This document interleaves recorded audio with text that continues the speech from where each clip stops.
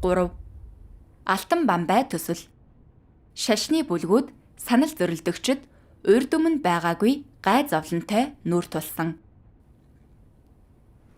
Интернет шин хэвээр өргөн дэлгэрээгүй байхад Хятадын коммунист нам мэдээллийн технологиг ашиглан улс орон даяарх олон нийтийн аюулгүй байдлын мэдээллийн системийг байгуулж эхэлсэн.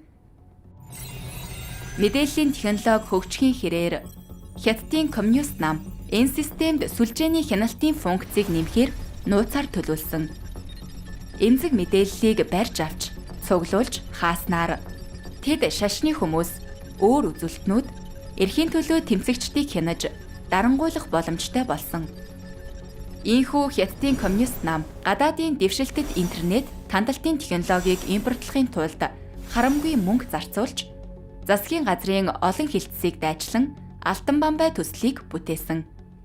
Хятадын засгийн газрын захим сүлжээнд мэдээлснээр алтан бамбай төслийн эхний үе шатанд л гэхэд бараг 6 тэрбум юаны зардал гаргах тооцоо гарчээ.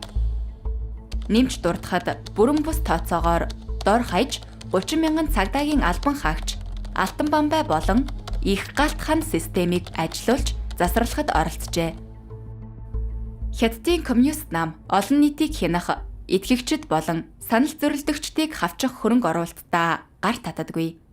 Ялангуяа дарангуйлагч засаглалаа хадгалахын тулд их хэмжээний хөрөнгө оруулалт хийхэд бэлэн байж, ард түмэндээ үйлчлэх амлалтаа биелүүлэхийн тулд ард түмнийг хянаж удирдахдаа асар их мөнгө, асар их хүч зарцуулдаг.